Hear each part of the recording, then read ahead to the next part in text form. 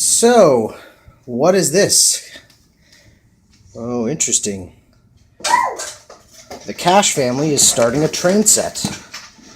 So I've decided after talking with and looking online, doing some research, talking to some local people, that for N scale, hey London, you're going to help me build it, right?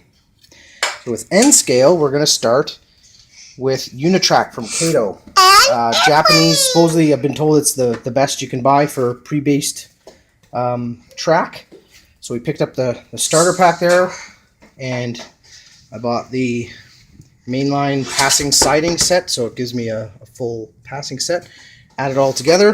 This is our goal, to end up having something along that line. Not necessarily those buildings, but the layout, the track layout. So we picked up the first bridge, the single trestle here. This is the single trestle bridge.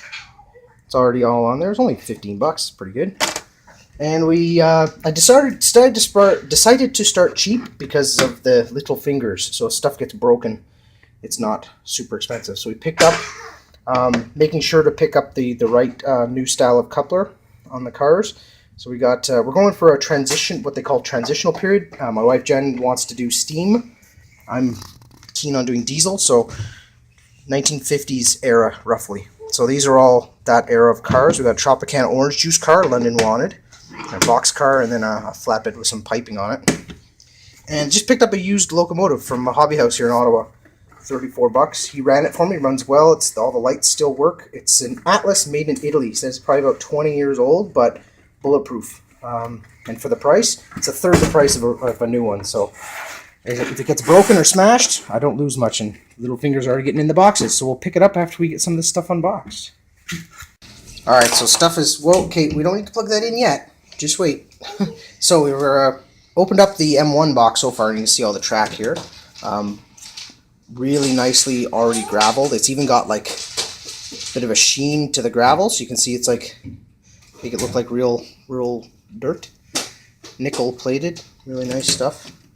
I guess this is a ruler, and it also is a gradient. You put it on the track.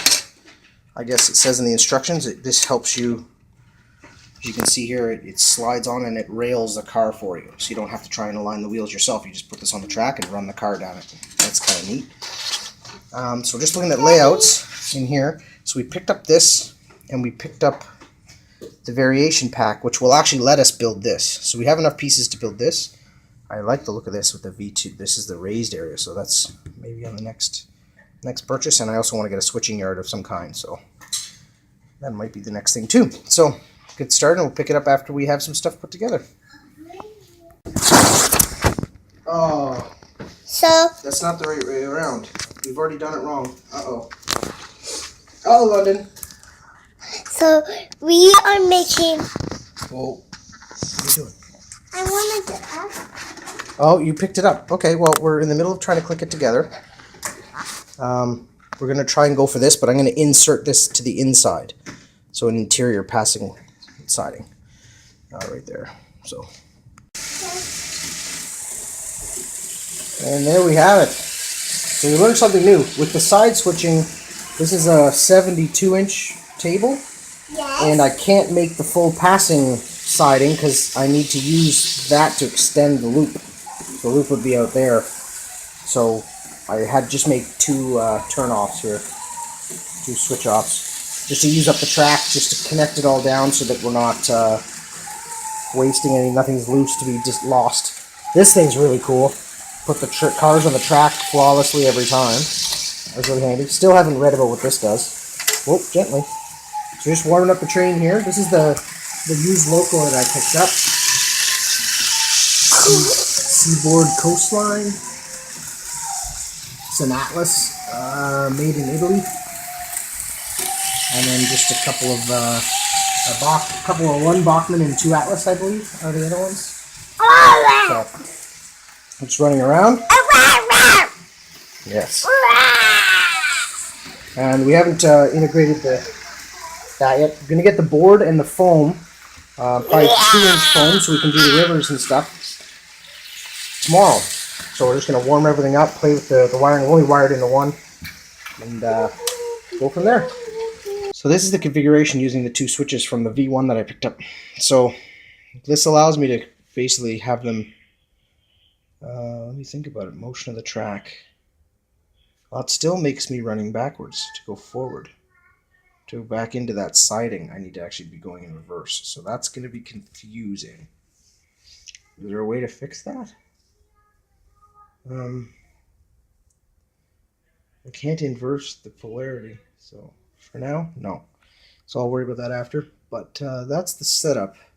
So all the way around, so sort of a big line siding and enough room to do the switch without going on the main line. So, and then I'm thinking the next piece I could get would be another switch to put here, which would then give me room to run another line off there to do my switching. So, and the outer loop would be the next circular track I pick up to run a second train. And that's the one that would require the board to be a 36. Because this is only 20. I'm trying to remember now.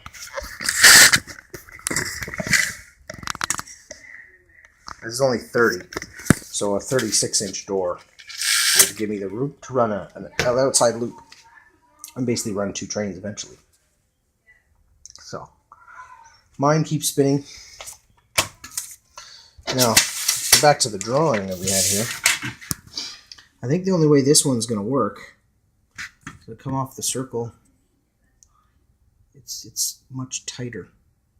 So you can see that these spurs, I guess they are really just 2 fulls and little shorty ones. Well, that's how long this one is. 2 full. That's from here to there is 2 full and a short, and that fits just inside the innermost loop, switching off right at the beginning. So that would put that here. So that would compress the layout quite a bit, but just add a bunch of switches to run and then run an external loop. So next time I got my gift certificate. So next time I'll probably, what I could do even just with the switches I have now is buy the bigger loop circular here, and then I could it would let me run a second larger loop. For now, but this one is assuming you're running the 2 lines, so that's kind of where I'm thinking is get the outer loop set. It's only I think $30-40 to run the second bigger loop, and then that gives me all the corners I need, and then go from there. So we're looking at maybe with switches another $100, and I'll have close to that. The switches themselves are what's going to put me back, so we'll see. Anyways.